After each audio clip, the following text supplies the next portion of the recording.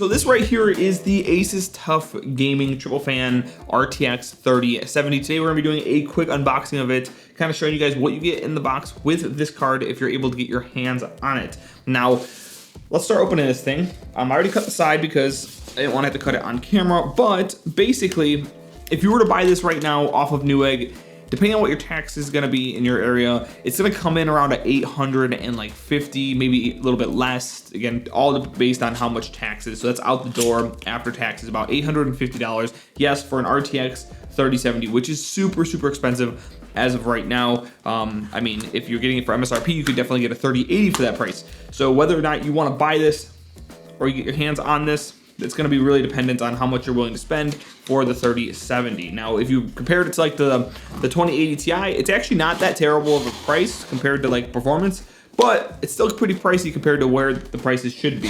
So just pop it off right there, boom. Oh wow, that's nice. So it's a nice box, just like the Supreme X that we unboxed last month.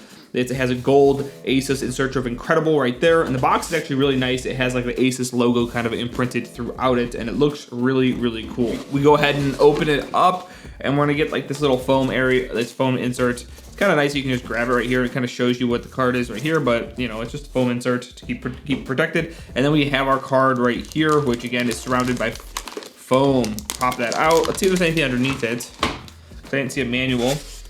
Okay, so underneath on the bottom right here, guys, we're gonna have our manual. It's actually a pretty nice feeling manual, even though that doesn't matter too much.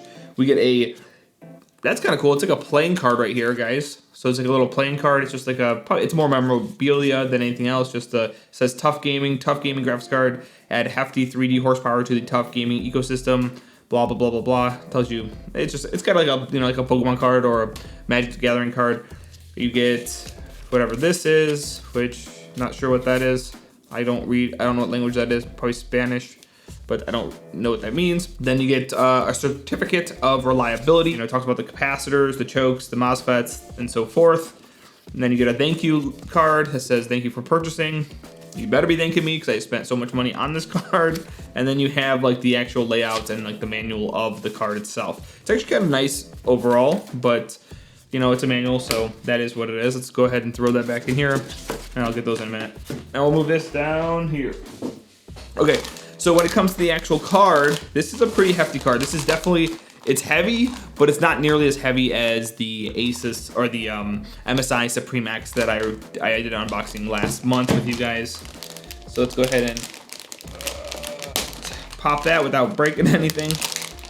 Okay, let's go ahead and tape that down so it's there. And I actually kind of like how the anti-static bag is on this card because you pull it off long ways, which is really, I've never had a card that's been long ways like that, and it makes it easier to pop it out. So, wow, this is actually a really, it's a hefty card, but it's not even close to near the Supreme X version. So on the front here, we're gonna have 3 different fans. These 2 are gonna spin counterclockwise. This one's gonna spin clockwise. ASUS says that they do this to help prevent turbulence. I don't know if that's, you know, if that's gonna decrease the noise output or what, but that's what they actually put on there. They're nice fans all around. They're connected like with a circle around it. I'm curious to see how well it cools. Then on top, you're gonna have this little notch up here. I'm not a big fan of these little notches that they've been seemingly putting on these 3070, 3060, 30 cards, the 3000 series cards, I should say. I don't like the design of that, but it says TUF Gaming. On the back right here, we're gonna have 5 ports total. 2 are HDMI, 3 are gonna be display port. At any given time, you can only use 4 of these. So if you wanted 5 monitors for whatever reason, you cannot do that. And then we move to the back, we're gonna have our back plate, which has like these tire track things that look pretty good. It looks kind of purplish brownish. It's an interesting color, but it looks pretty nice overall. And then at the very top right here, we're gonna have a performance mode and we're gonna have a quiet mode. And yeah, so performance mode is over here and then a quiet mode over here, so you can go ahead and choose which one you want. On the very top, we're gonna have an 8-pin power connectors, 2 of them that is, and that is a good time to mention that this is gonna take 275 watts to power compared to the 220 watts of the Founders Edition. So I would highly recommend you guys grabbing a 750 watt power supply if you pick up this graphics card, just because this one's gonna pull probably a little bit more wattage than the Founders Edition version. Now 650 will probably work fine, but again, I would highly recommend grabbing yourself a 750 just to make sure that you are okay with power and you're not starving any of your components. And overall, that's the entire card. So for size wise, for actual length of this, we're looking at about 12 inches. I looked it up before I opened it up, about 12 inches, as you guys can see right there. And that's, you know, compared to like the 14 inches from the Supreme X that I did a couple weeks back. So it's a lot less. And then weight wise, this is about 2.5 pounds. So I actually got my scale right here. Yeah, so you can drop right there and it says 2.75. You guys probably can't really see it on the camera, but 2 pounds and then 7.5 ounces, that it is, which is basically 2.5 pounds for weight. Now, size wise, let's look at size. Okay, guys, this is a 2.7 slot card. Comparatively, I have the RX 570. RX 570 is what I have next to it. And you can see this is like an actual 2-slot card.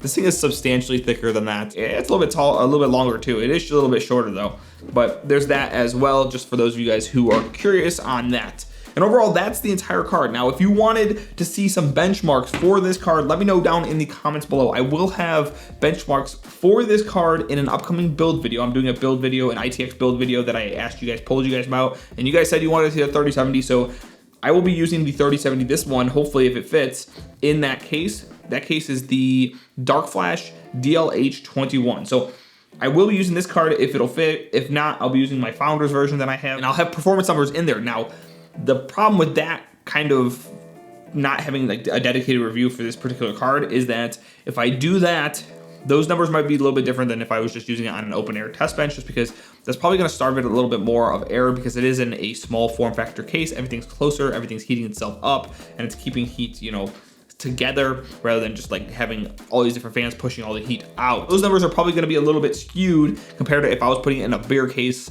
like my 4000D from Corsair. So again, if you want a dedicated review, let me know down in the comments below. If not, and you guys are okay with like just the build video I'll be doing for the ITX build in a few weeks, probably about a month now, you guys will probably see that video, then just wait for that video and they'll have benchmarks in it as well, and temperatures and all that kind of good stuff. In any case, thank you guys so much for hanging out today. Don't forget, I stream Wednesdays from 8 p.m. to 10 p.m. Eastern time. So if you want to ask me questions live, I will be there. Otherwise, I hope you guys have a great rest of your day. Don't forget to like, comment, and subscribe, and I'll see you guys in the next one.